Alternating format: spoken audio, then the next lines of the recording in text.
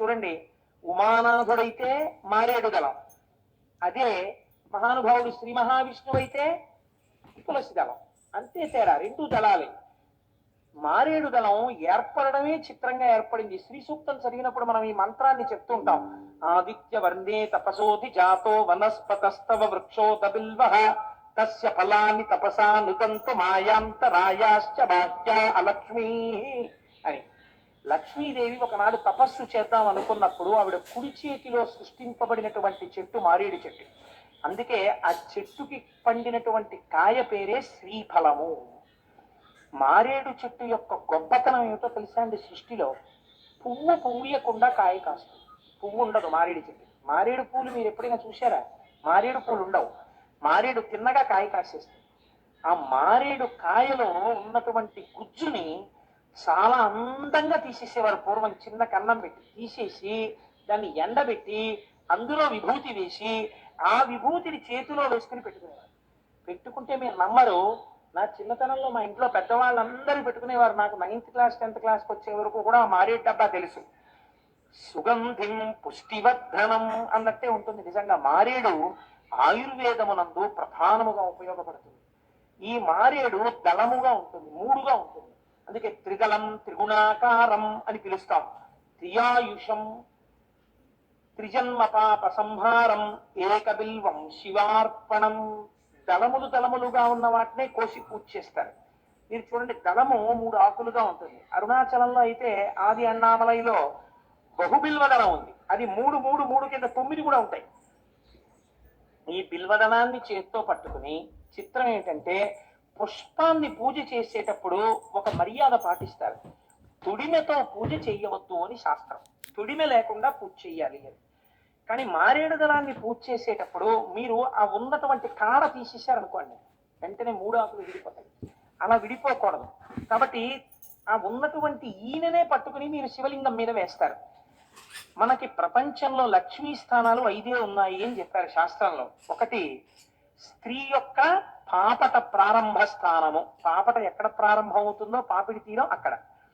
దాన్ని మన వాళ్ళు పాపికొండలు అంటుంటారు. వాటి పేరు పాపికొండలు కాదు, వాటి పేరు పాపట కొండలు. అక్కడ నదీ ప్రవాహాన్ని పాపట విడదీసినట్టుగా కొండలు విడదీశాయి కాబట్టి వాటి పేర్లు పాపట కొండలు. అది కాలానుక్రమంలో ఏమైపోయిందంటే ఏదో పాపికొండలు అని వచ్చింది. వాటి కర్మలు పాపికొండలు కావు. స్త్రీ యొక్క దేశపాశమును విడతీసినప్పుడు ఏర్పడినటువంటి పాపట ప్రారంభ స్థానమునందు సింధూరము చేత అలంకృతము కావాలి. సింధూరము కానీ కుంకం కానీ అలంకృతము కావాలి. అలా అలంకృతమైతే ఆవిడ దీర్ఘ మాంగళ్యాన్ని పొందుతుంది, సౌమాంగళ్యాన్ని, 5వ తనాన్ని పొందుతుంది అని శాస్త్రం. పాపట ప్రారంభమునందు సింధూరము కాని కుంకుమ కాని లేకుండా స్త్రీ పాపట ఉండరాదు, అది దర్శనీయము కాదు అని. అది ఒక ఐశ్వర్య స్థానం. భర్త ఐశ్వర్యం అక్కడ ఉంటుంది అని పెద్దల నిర్ణయం. రెండవది, ఆవు యొక్క వెనక తట్టు, ఆవు యొక్క పృష్ఠభాగమునందు లక్ష్మీదేవి ఉంటుంది. మూడవది పద్మము. 4వది ఏనుగు యొక్క కుంభస్థలము. 5వది మారేడు దళము. ఈ 5 లక్ష్మీ స్థానాలు గుర్తొస్తాయా అనుకున్నాను మొదలు పెడుతూ. ఈశ్వరానుగ్రహం గుర్తొచ్చి ఎప్పుడో చెప్పినవండి అన్ని. అంతకని నేను పుస్తకాలు ఎదురు ప్రిపేర్ అవునా? ఈ మారేడు దళాల్లో మారేడు దళానికి ఉన్న గొప్పతనం ఏంటంటే, మీరు ఈయన పట్టుకుని త్రిదళం త్రిగుణాకారం త్రినేత్రం త్రియాయుషం త్రిజన్మ పాప సంహారం ఏకబిల్వం శివార్పణం అని పడేస్తే ఆ బిల్వము యొక్క అడుగు భాగం ఈనెలు కానీ శివలింగానికి తగిలితే ఐశ్వర్యం కటాక్షింపబడుతుంది. అందుకే ఇంట్లో ఐశ్వర్యం తగ్గుతున్నా, ఏమైనా పిల్లలకి ఉద్యోగాలు రాకపోవడం ఇలాంటి ఇబ్బందులు ఉంటే 3 ఆకులున్నటువంటి దళములను పట్టుకుని పూజ చేసేవారు. అందుకే పూర్వం ఎలా ఉండేదో తెలుసా అండి? శివాలయానికి వెళ్ళి శివలింగార్చన చేయడం కాదు, మీరు ఒక నదీ స్నానం చేస్తే నది ఒడ్డున శివలింగం ఉంటుంది. మీరు అందుకే చూడండి, అందరూ అంతరాలయంలోకి వెళ్ళి పూజ చేయగలుగుతారు, చేయలేకపోతారు. అందుకే మీరు హరిద్వార్ వెడితే మీరు స్నానం చేయగానే శివలింగాలు ఉంటాయి. కాశీ వెడితే స్నానం చేయగానే శివలింగాలు ఉంటాయి. మీరు ఇలా స్నానం చేసి మీరు ఇలా అక్కడే ఉన్న గంగ చెంబులో నీళ్లు తీసుకెళ్లి అలా శివుడి మీద పోసేస్తే చాలు. ఒక్క త్రిదళం త్రిగుణాకారం అంటూ ఇలా వేస్తే చాలు, వెంటనే ఈశ్వరుడు అంటట త్రియాయుషం. బాల్యము, యవ్వనము, కౌమారము మీ మూడిటినే నువ్వు చూస్తావు. అంటే వార్ధక్యంలో ఉంటే కదా చూడటం. కాబట్టి ఆయుర్దాయము పూర్తిగా ఉంటుంది. రెండు, మూడు గుణములకు అతీతుడవుతాడు. ఈయన శివలింగానికి తగిలితే ఐశ్వర్యం, శివలింగం మీద బోర్లా పడితే జ్ఞానం. జ్ఞానం అంటే ఏమిటండి? విశ్వం పశ్యతి కార్యకారణతయా స్వస్వామి సంబంధత అంటారు శంకరాచార్యుల వారు. జ్ఞానము అంటే యథార్థమైన వస్తువు గోచరమగుట. యథార్థమైన వస్తువు గోచరం అవడానికి భగవద్ అనుగ్రహం ఉండాలి. భగవద్ అనుగ్రహం ఉంటే తప్ప నీకు సత్యము ఎరుకలోకి రాదు, భగవంతుడు ఎరుకలోకి రాడు, భక్తి నిలబడదు. భక్తి నిలబడడానికి కూడా భక్తే కారణం. కాబట్టి ఇప్పుడు ఆ జ్ఞాన ప్రసరణము కలగడానికి మారేడు దళం శివలింగం మీద బోర్లా పడితే జ్ఞాన సిద్ధి కలుగుతుంది. ఇంత శక్తి కలిగినది కాబట్టే దానికి శ్రీ సూక్తంలో చెప్తాం, అలక్ష్మీర్మేనస్య తాం త్వాం రుణే. అమ్మా, అలక్ష్మిని, దరిద్రమును పోగొట్టదవుగాక. త్రిగుణం, సత్వము రజస్సు తమస్సు, సత్వము రజస్సు తమస్సు, కాసేపు శాంతం, కాసేపు కోరిక, కాసేపు నిద్ర, ఈ మూడే. లేకపోతే జాగ్రత్త, స్వప్న, సుషుప్తి, లేచి ఇంద్రియాలతో పనిచేయడం, లేకపోతే నిద్రపోతూ ఉండడం, స్వప్నాలు కంటూ ఉండడం, లేకపోతే సుషుప్తి, గాఢ నిద్రలో ఉండడం, ఈ మూడే. మనిషికి ఉండేవి ఈ మూడు అవస్థలు, మూడు గుణాలు. నాలుగవ దానిలోకి వెళ్ళడు. నాలుగవది తురీయము. తురీయమే జ్ఞానావస్థ. ఆ తురీయములోకి వెళ్ళగలిగిన స్థితి దేని వల్ల వస్తుంది? శివలింగాన్ని మారేడు దళాలతో పూజ చేసినటువంటి వారికి వస్తుంది. మీకు ఒక ఆశ్చర్యకరమైన విషయం చెప్పనండి. ఒక్కొక్క ఇంట్లో మహాపండితుడు ఉంటాడు. ఈ మహాపండితుడు ఉండడానికి కారణం ఏమిటో తెలుసా అండి?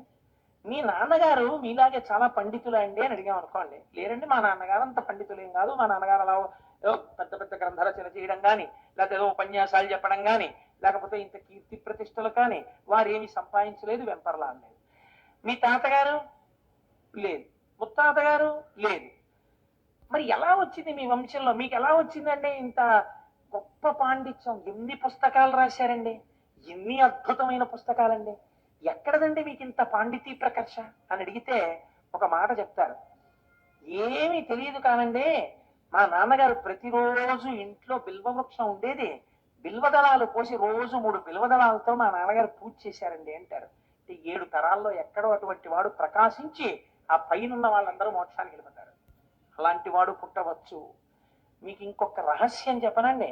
పరాశర సంహితలో హనుమకి సంబంధించింది ఇప్పుడు వేదిక మీద చెప్పను గాని, ఎప్పుడైనా జీవితంలో తప్పకుండా చెయ్యవలసిన పని ఒకటి ఉంది. ఇంట్లో మారేడు చెట్టు ఉండి మారేడు చెట్టుకి ప్రదక్షిణం చేస్తే 33 కోట్ల దేవతలకి ప్రదక్షిణం చేసేసినట్టే. మారేడు చెట్టు ఇంట్లో ఉంటే ఆ మారేడు చెట్టు కింద కూర్చుని ఎవరైనా జపం చేసినా పూజ చేసినా అపారమైన సిద్ధి కలుగుతుంది. కాదు, మీకు ఇంకొక రహస్యం చెప్పనా? యోగ్యుడైన వ్యక్తి దొరికినప్పుడు ఆ మారేడు చెట్టు కింద చక్కగా శుభ్రం చేసి ఆవు పేడతో అలికి పీట వేసి ఆయన్ని అక్కడ కూర్చోపెట్టి ఒక అరిటాకు వేసి ఆయనకి భోజనం పెడితే, ఆయనకి మీరు పరిశేచనం చెయ్యడానికి ఔపోసన వడ్డిస్తే, అన్నం పెట్టడం అంటే భూతతృప్తి కాదు, ఔపోసన వడ్డించాలి. లేదా ఒక సామాన్యుడికి అన్నం పెట్టిన యోగ్యుడైన వ్యక్తి దొరికితే శాస్త్రం అంది, అలా మారేడు చెట్టు కింద ఎవరైనా భోజనం పెడితే వాళ్ళకి 1,000,000 మందిని తీసుకొచ్చి ఏకకాలమునందు వంట చేసి అన్నం పెట్టినటువంటి ఫలితం మారేడు చెట్టు కింద అన్నం పెడితే ఇస్తామండి. శాస్త్రం అండి లఘువులు నేర్పిందండి. మారేడు చెట్టు అంత గొప్పది. మారేడు నుంచి వస్తున్నటువంటి గాలి చాలు. అసలు ఆ పేరే చూడండి, మారేడు. తెలుగులో రాజు ప్రకృతి, రేడు వికృతి. మా రాజు అంటే పరిపాలకుడు, ఆ చెట్టు పరిపాలకురాలు, మీకు అన్నిటినీ ఇచ్చేయాలి. ఆ చెట్టు రూపంలో ఈశ్వరుడు ఉన్నాడు. అందుకే అది పువ్వు పుయ్యవలసిన అవసరం లేదు. ద్రవస్థితిని పొందకుండా వాయుస్థితిని పొందిన కర్పూరంలా పువ్వు పుయ్యకుండా కాయ కాస్తుంది మారేడు. అంత గొప్ప చెట్టు మారేడు చెట్టు. అందుకే పెద్దలు అన్నారు, నీకు ఏది చేతనైనా చేత కాకపోయినా నీ జీవితాన్ని పండించుకోవడానికి వాసనా బలాల్ని నువ్వు ఆపుకోలేకపోతే, ప్రయత్నపూర్వకంగా పాపం చెయ్యడాన్ని నీ అంత నువ్వు నిగ్రహించుకోలేకపోతే, నీ మనస్సు ఈశ్వరాభిముఖం కావడానికి నీకు 3 చెప్తాం, ఇవి మాత్రం మర్చిపోకు. తప్పకుండా భస్మధారణ చెయ్యి. ఈశ్వరానుగ్రహం కాదండి బ్రతుకు. ఈశ్వరుడిచ్చిన బ్రతుకుని ఈశ్వరుడు గురించి 4 మాటలు చెప్పడానికి వినియోగించకపోతే నీ కృతజ్ఞానం అయిపోతానని ఉపన్యాసాలు చెప్తాను. కాబట్టి ఉన్నదా లేదా భస్మక శక్తి ఉన్నది. కాబట్టి మన వాళ్ళు కనీసం ఈ 3 ధరించడం నువ్వు నేర్చుకో.